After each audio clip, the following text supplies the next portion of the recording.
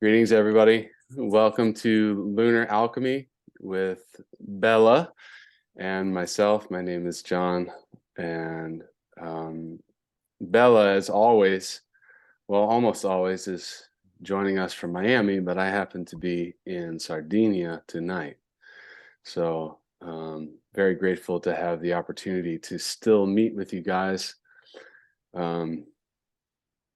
Everything is just working out in a magical way so that we can discuss the very opening, or perhaps the phantom opening of the I Ching, the gene keys, the very first gate in human design. This is taking us from the shadow of entropy to the city of beauty. And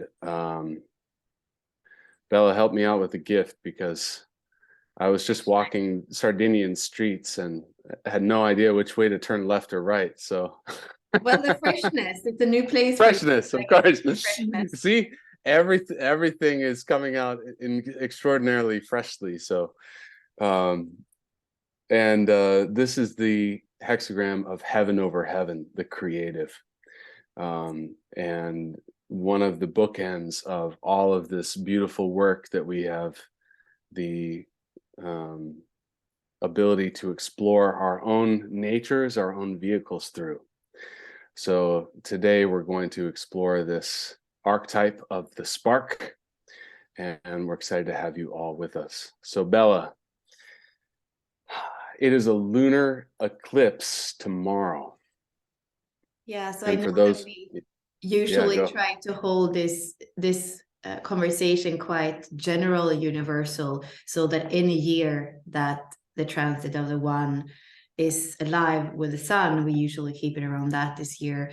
And like you were mentioning, this time I feel that what's happening in the skies in less than 24 hours is just too important to not highlight it. So it's this total lunar eclipse the in the Taurus sign on gate 2, and then opposite of that in gate 1, which where we have the sun, we have a lot of planets together, together with the south node. We have Venus, we have Mercury. So it's this very strong mirroring, I would say. And also in this lunar eclipse, the moon, we're not going to see it for a while. So there is something to ask ourselves here about the feminine principle and how we see it or not see it, how we cherish it or not in the world, I believe. And also what I was feeling into this morning about what is the difference of the immature expression, because if the masculine is in an immature expression, creating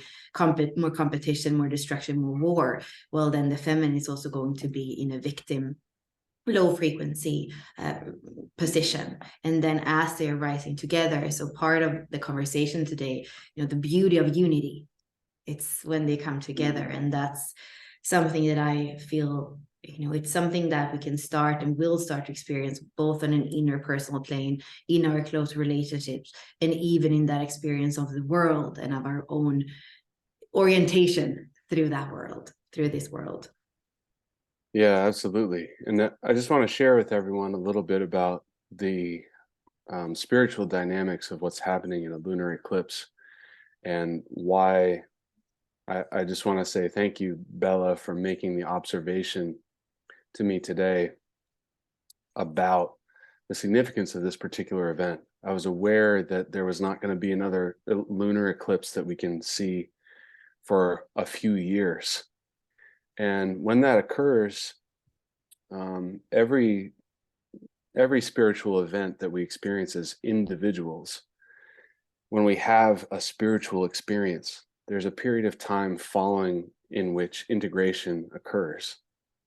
And during that time period, the actual spiritual event gets to filter down into the layers of density until our awareness can fully grasp and embody the shifts that have occurred.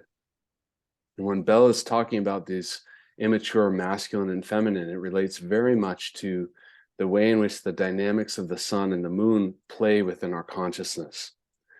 So when we have a lunar eclipse, what's happening is the sun and then the earth, and then the moon are in a perfect line in that order.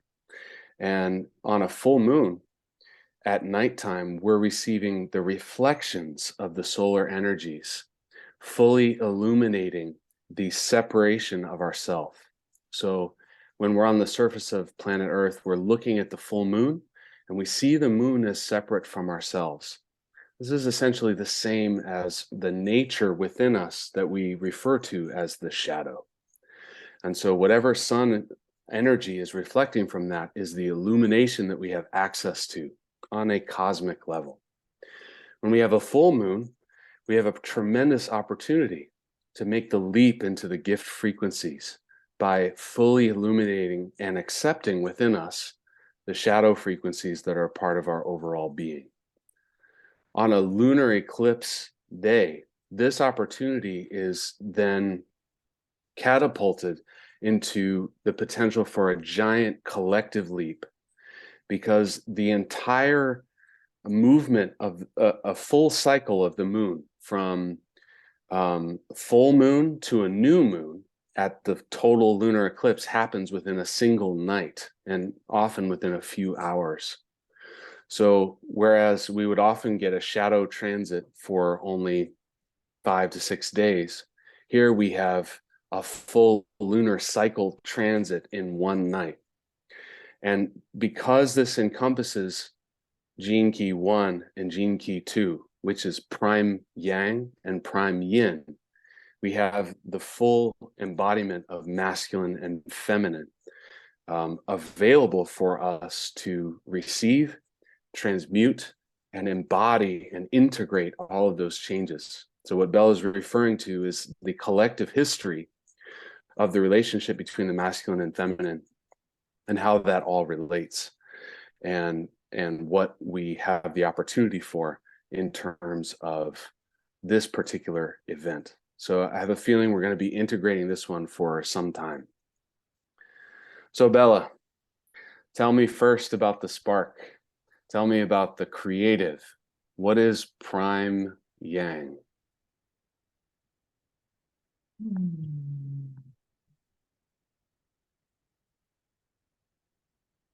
Either it's on or it's off, and there is no human control over when it's off and when it's on.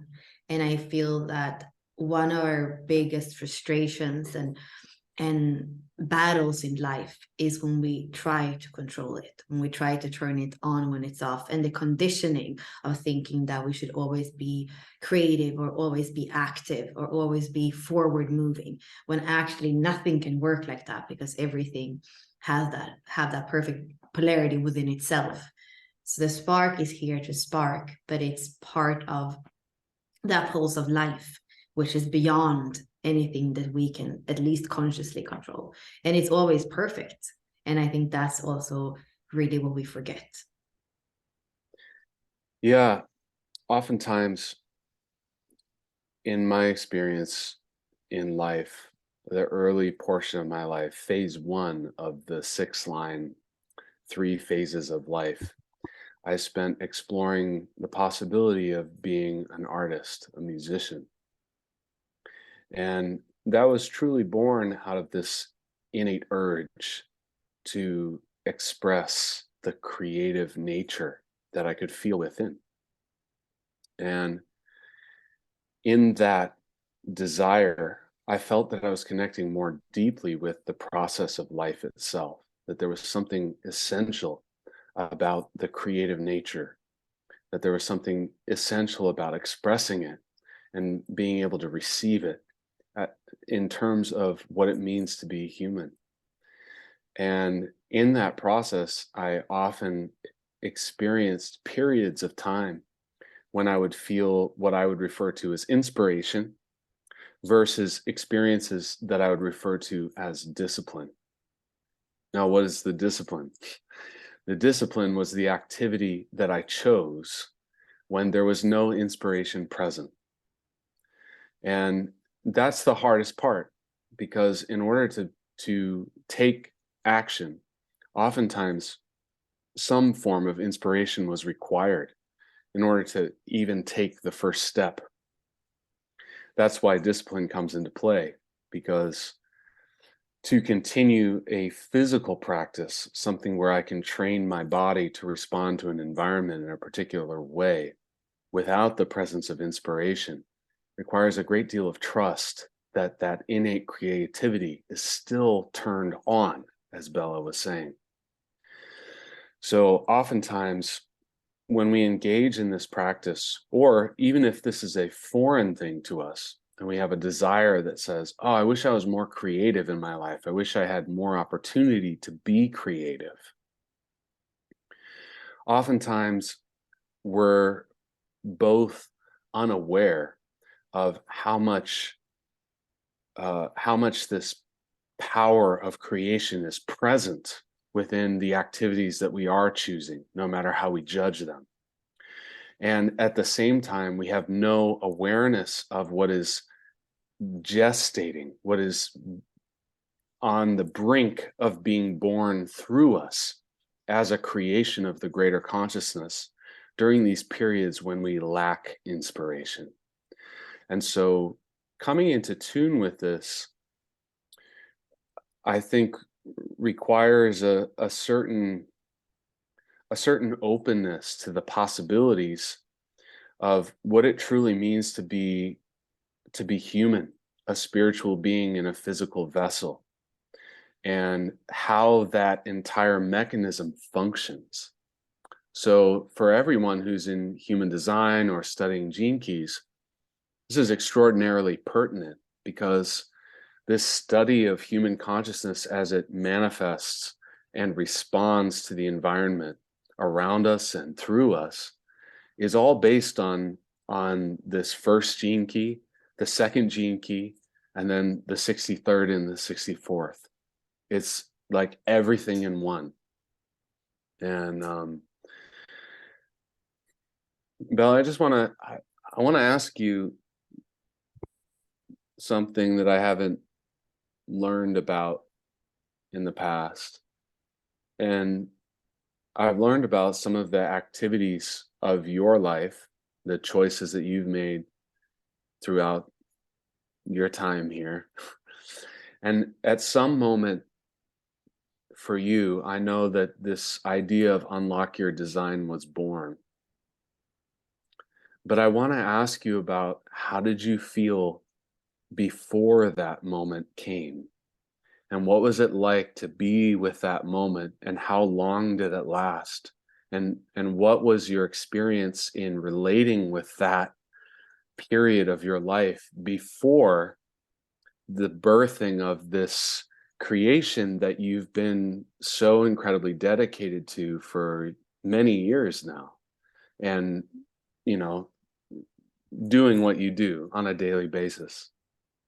Yeah, I love the question. And I feel for me, it goes back to being a sacral authority, which means that I flow through life. When I'm in my true authority, I actually don't really make decisions. I definitely don't make decisions with my mind. None of us do, but it's very fluid. So the way that I started to work with Ashley was because somebody recommended her to do something with me or work with me, and the same thing for me. So we met, and it was very informal.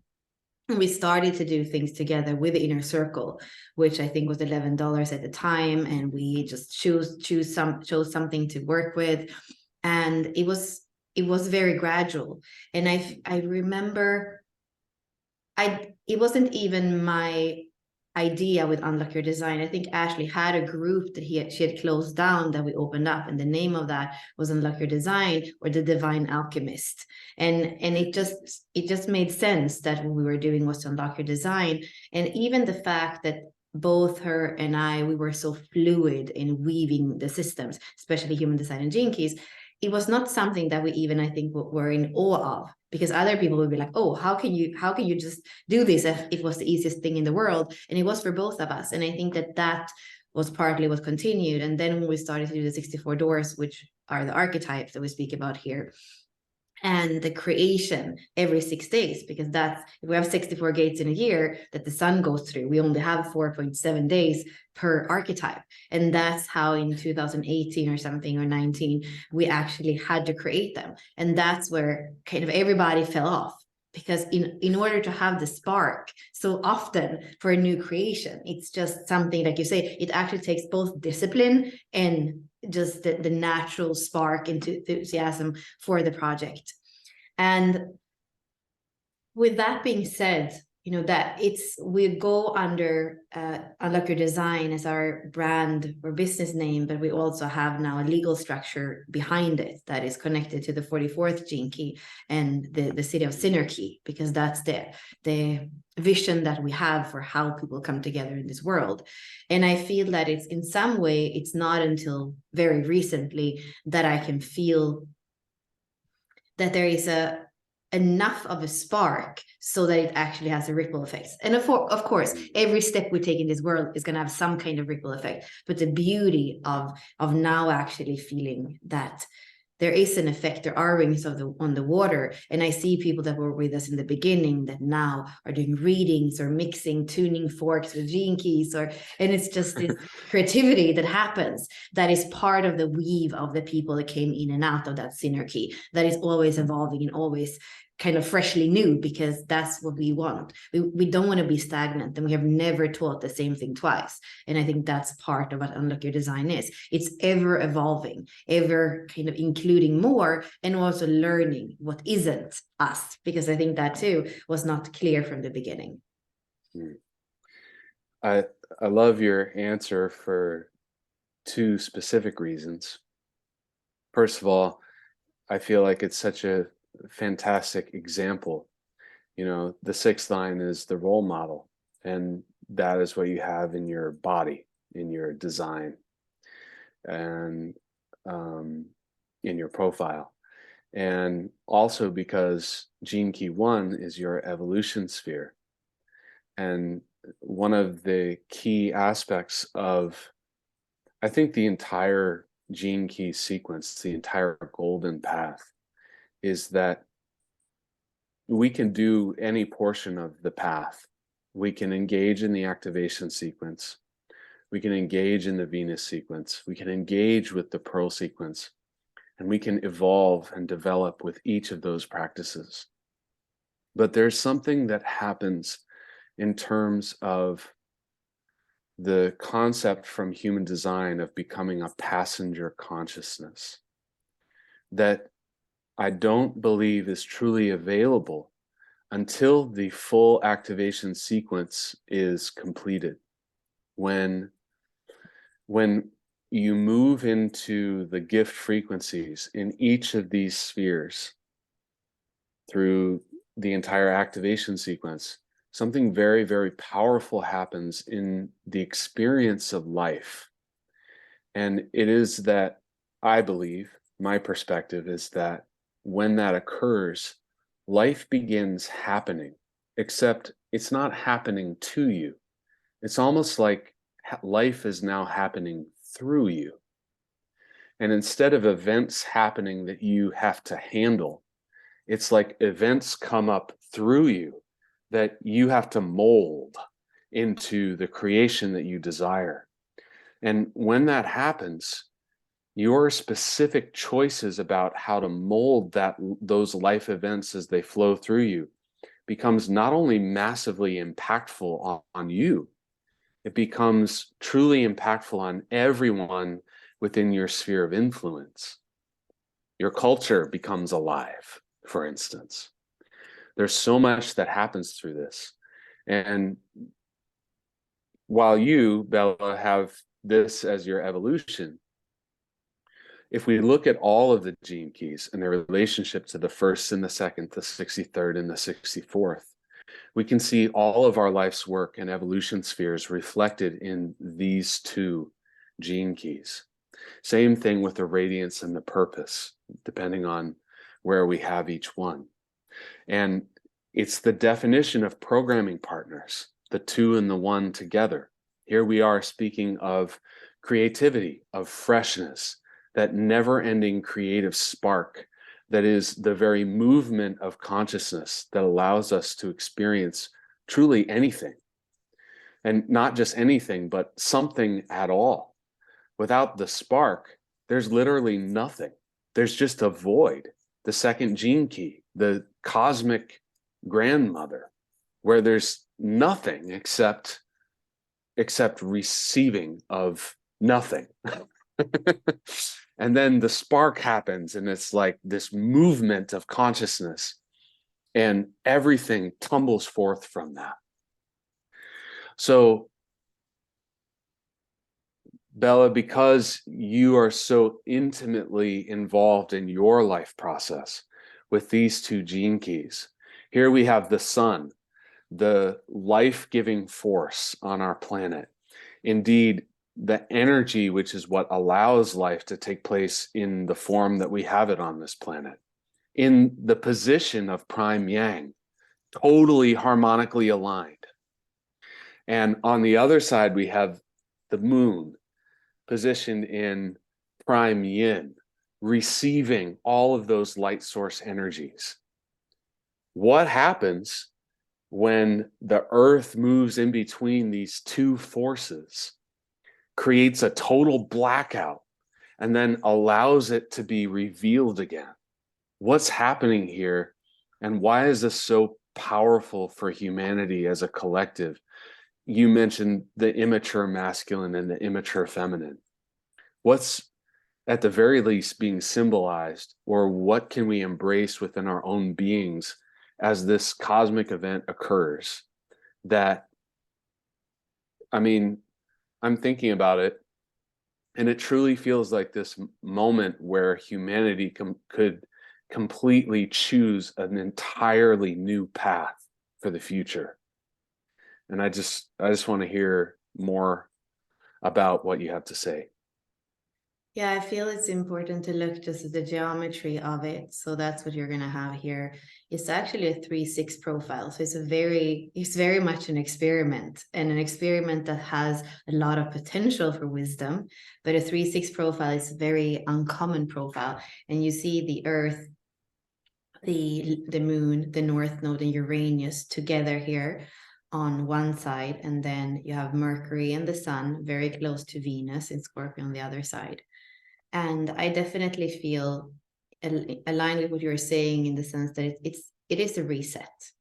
I see this as a possibility for a reset. And the way that it came through this morning was very much as that growing up from the immature masculine and feminine to that inner responsibility, and even listening to that inner dialogue between our own feminine masculine, and see who's the victim, who's the perpetrator, who's aggressive, who is repressive, what are they saying, and actually go a little bit deeper and allow the split, because it is a split, it's a perceived split, but it's time now. And I believe, yes, this is, in a way, it's a moment of an eclipse, of something kind of being veiled and then coming up again. And really part of what's happening is the remembrance of the golden sacred union, the golden age in each one of us. And I think it's a little bit sad that most of us might not even remember, but I do think that we do remember on a cellular level. And this being a 3-6 profile, it's also that cellular knowing in the body of what is union. And I think this is a opportunity for us to remember that, and actually to go a little bit further, as the big bang happens, when that spark is happening in the void. What I feel that the 1 and the 2 stand a lot for as well is the eros and the agape. So where the 2 actually becomes this ever embracing love that's there and that's inexhaustible, as eros also gets to be that evolution of consciousness, that continuous spark for humanity, honoring humanity. So with that, I kind of want to include you and see where we go together.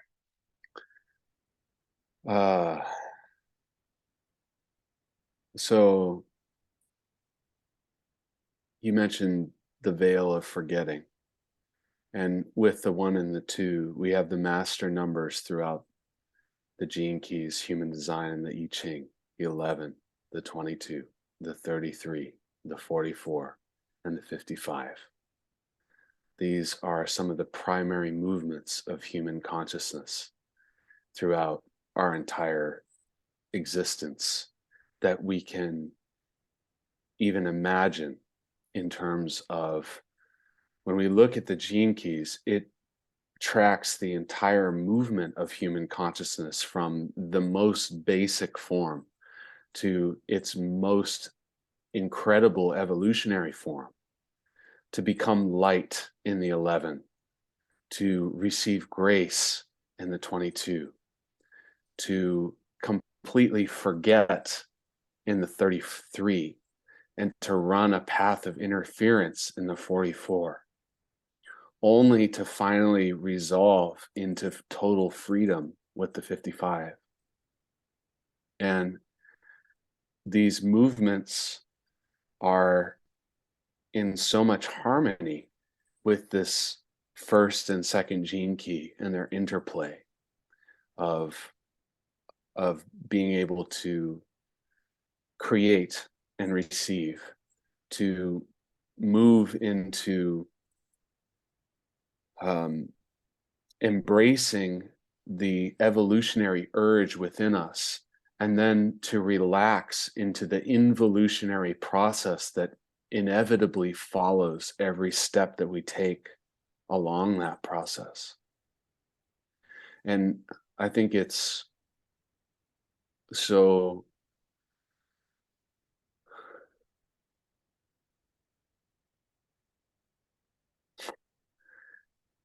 this is this is sort of ironically funny that the words that I was thinking of are poignantly beautiful, that the first gene key inherently contains the second within it. Because, of course, the city is beauty.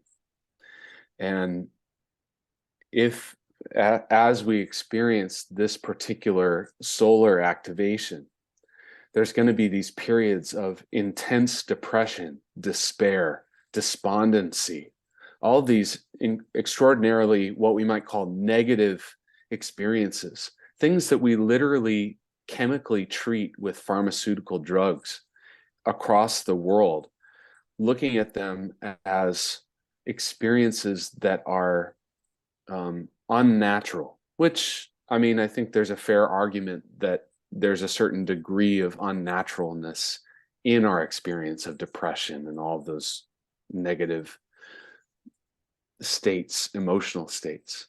However, that doesn't negate the potential for the gift being present within those states. That within the human experience, from the human vehicle, these states of lower frequency conditions, there is gestating inside that condition the birth of a new step, of a new pathway.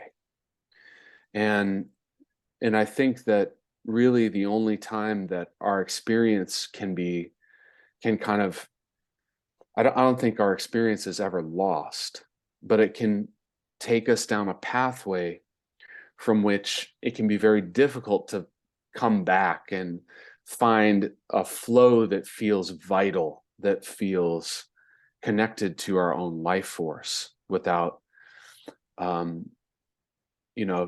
taking some really drastic action.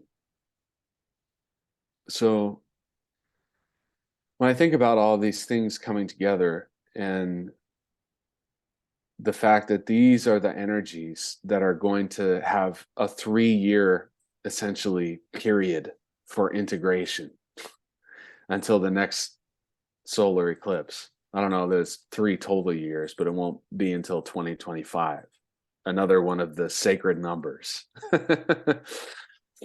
It just strikes me that this particular moment is really an opportunity for each one of us to deeply go within, to understand what is the nature of our own cosmic mother, and powerfully go out to explore what is the nature of our cosmic father, and really, really understand what that means for each of us, whether or not we're stuck in an experience of physical entropy or financial entropy, or entropy in our emotional relationships, or like what is happening inside us if we're having the freshness, if we're exploring new horizons. I mean, I can't help but think that the fact that I'm sitting where I am for this particular transit, that's not something that it's not synchronicity or just like happenstance coincidence. I mean, you need to look what house it is in. Like you if you make the chart from where you are, it's going to happen in one area of your life, which would be different. So maybe, sure. yeah, maybe just look what area it's happening, this big opportunity, Mm, as opposed if you would have been home. sure. So, I can't help but look at where I am in the moment as this is a very deep embrace for freshness in my own experience, because And you my forgot the mental word about it. You know, I like did. you forgot the word because you're living it. So you don't need the word anymore. And that's the whole thing with the passenger consciousness. We don't need the mind as we are walking the life. and I what's happening in my life process this year is a very deep embrace of my design side. I've my entire life does completely embraced my personality and expected my personality to carry my entire creative process.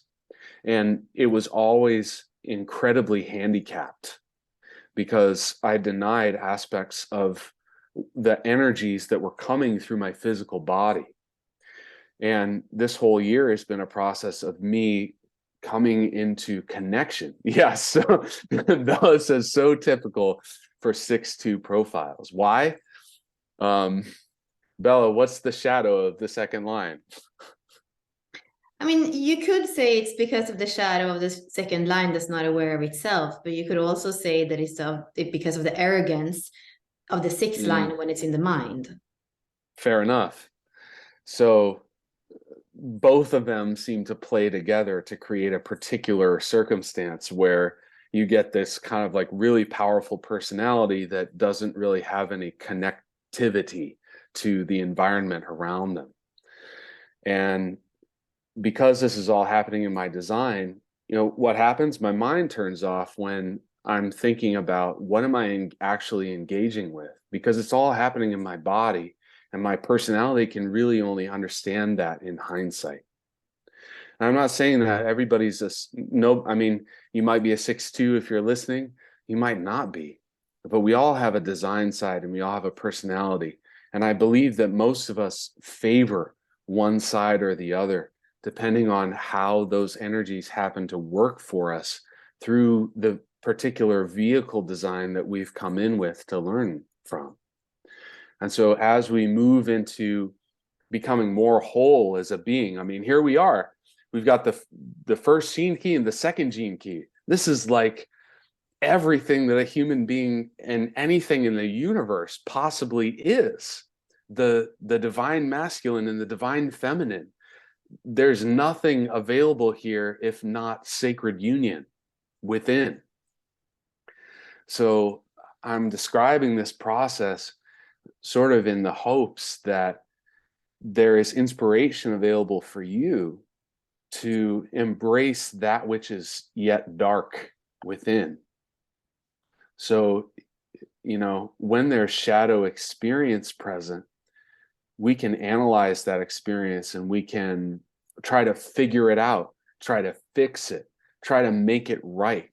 Or we can embrace the trueness of our nature that causes that judgment to occur in the first place, that we're like, this is a judgment that I need, this is a shadow aspect that I need to fix or eradicate or transform or transmute or whatever it is that we're going through as a human process to become the next stage of who we're here to be. Yeah, thank you, John. Mm. I have one more thing before. Please. Yeah. And it goes together. I saw you were saying, Dylan, that sometimes it's hard, and I think sometimes it can be hard to listen to a 6-2 because they have like the whole perspective, and to speak to the whole perspective, it kind of sometimes it takes a long time as well, and there can be many, how in one sentence, I don't know how you say that in English grammatically right, but there are like those commas, and there are a lot of things before the period comes.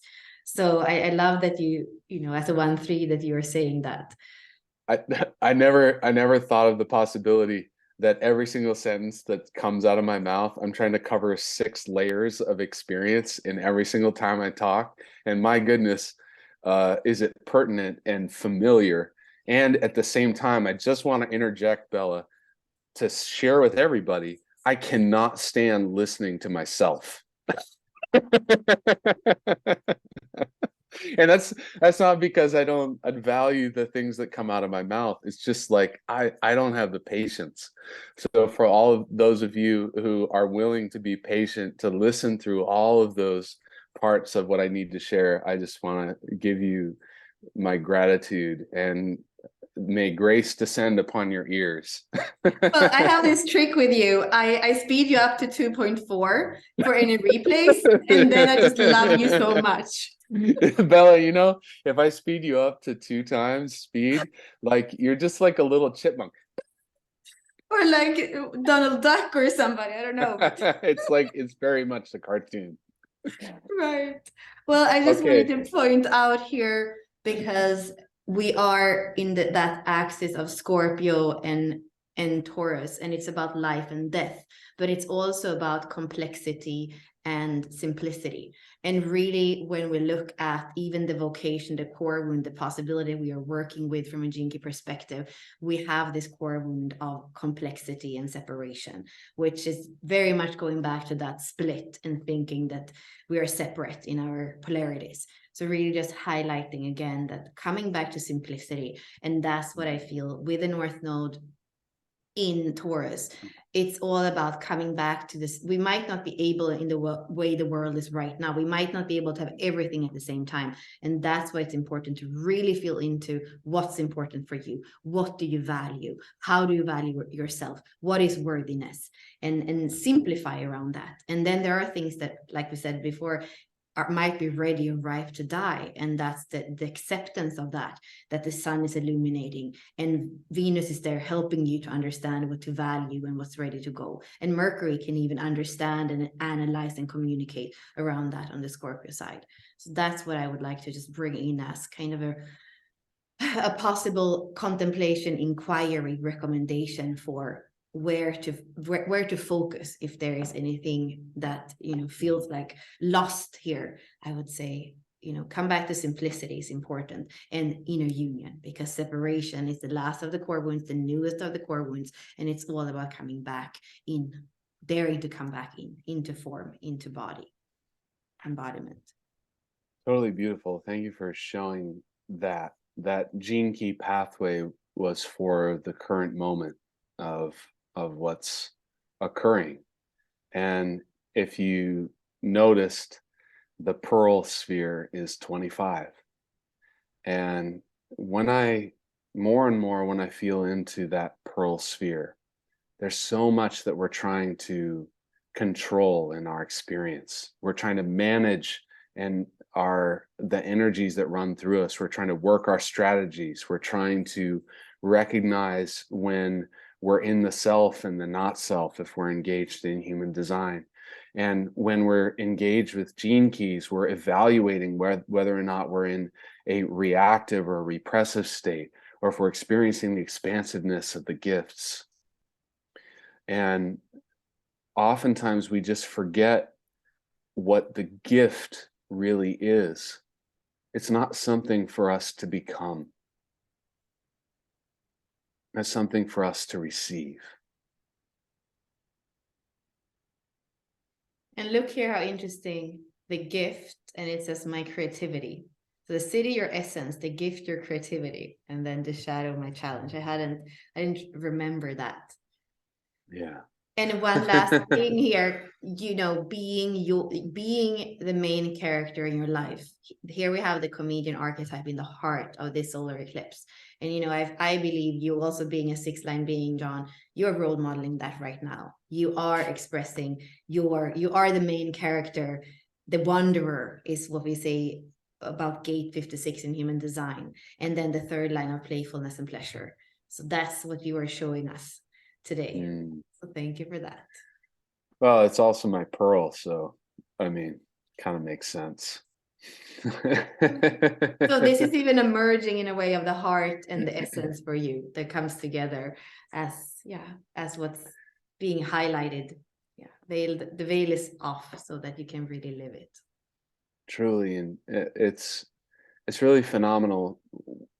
You know that I honestly, before this conversation, I hadn't contemplated my comment about the activation sequence and how it truly, it's called the activation sequence for a reason. And I hadn't really contemplated that before. I had thought of it in terms of like, oh, I want to evolve and I want to become the best version of myself. How do I do that? And it's like, well, first you got to get activated. But when I think about that process of becoming a passenger consciousness and life events beginning to just flow through you, it really becomes pertinent how the movements of the cosmos influence and direct that movement of life force energy that's also manifesting through you. And I believe when you come into harmony with that is when you begin to achieve that union between gene key 1 and gene key 2, because that movement of the flow of life force through you is the spark. And then your acceptance of the impact of that spark on everything and everyone around you is that feminine receptiveness that comes through the prime yin. And until those two activities are in total harmony within you, it's almost as if, we can run through the activation sequence as long as we want. And the experience that we have may continue to be that of striving to become something else.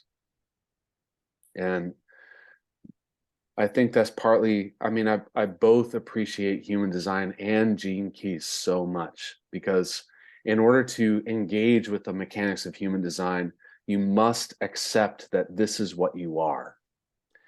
And in order to really understand the mysticism of the gene keys, you have to be open to the mystery of what can be through this process, rather than trying to control it and form your process into something that it was never created to become. So Bella, I just want to, I know I think our time is okay. I just want to ask you, because I want to give you the last kind of word on this. And if you have something spontaneous to share, I want you to go with that. But I just want to,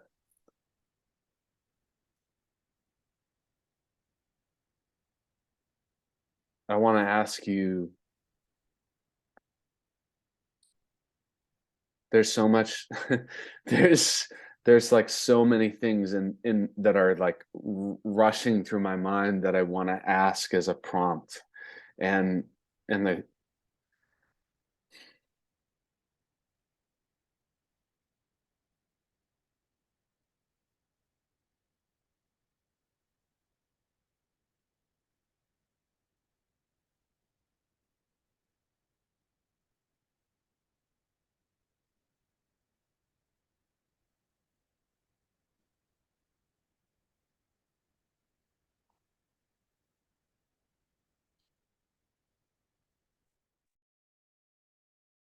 the question is,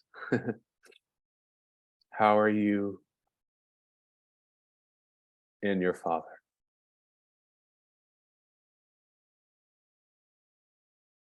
How in one more time the question? How am I How are you doing with your father?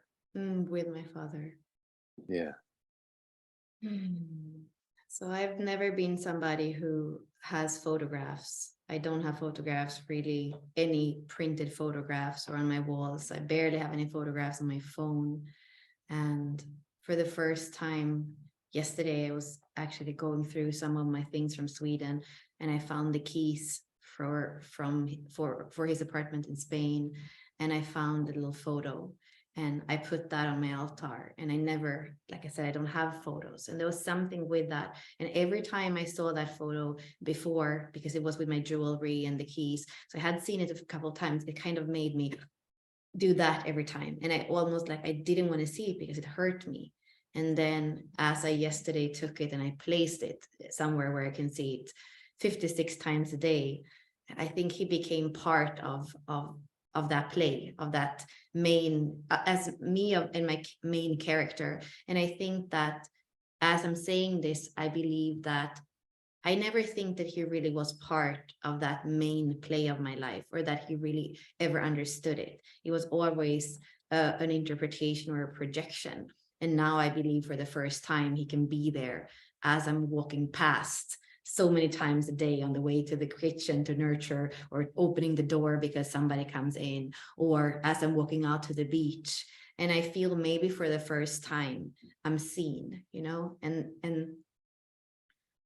I think that there's something with that, with the second gene key and that magnetic monopole and that magnetic field, that it feels really good, but I don't always know if I'm seen. And now I feel like he can see me without a filter. He can be with me without a filter. He doesn't have to project on me, whether he would have projected separation or unity, which actually lies more in the eye of the beholder than actually in what's here. It's partly my understanding.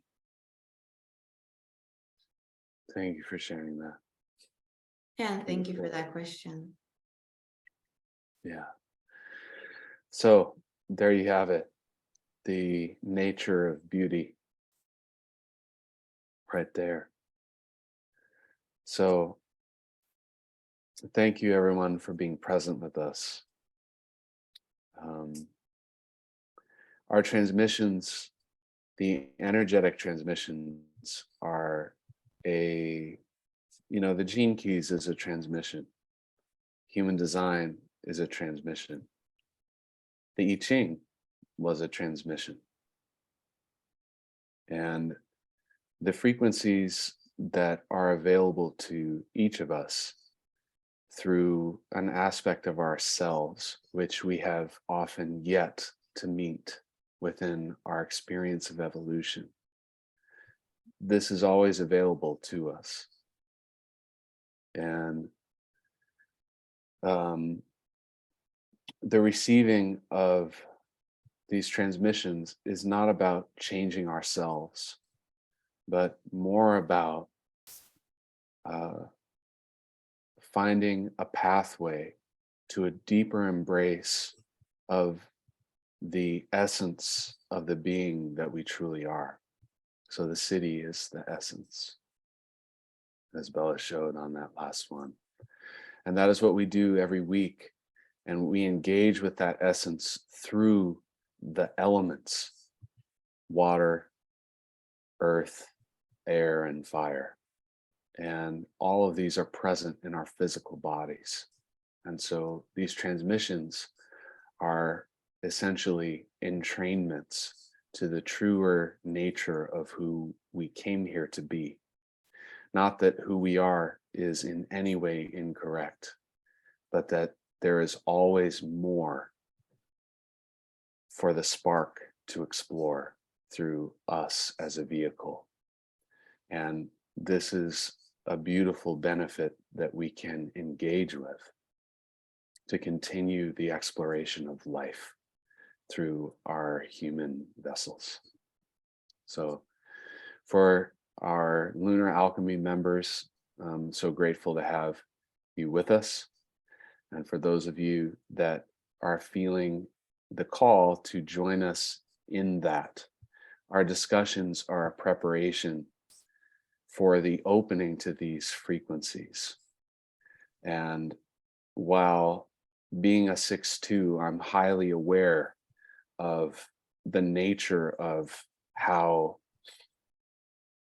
I can be perceived, as someone who speaks, and also aware of the energetic structure that is created between my discussions with Bella and Bella's discussions with me.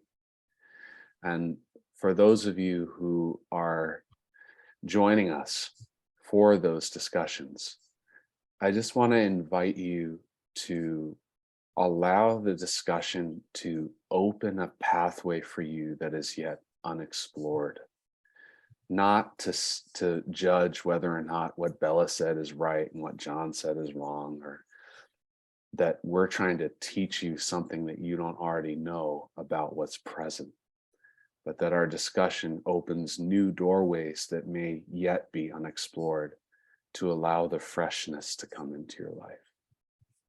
So I think we can leave it with that, Bella. Yeah? Yeah, thank you. Beautiful. Thank you all for being here. We'll meet our members in the transmission room, and may you all enjoy the rest of your transits. Thank you very much. Bye for now.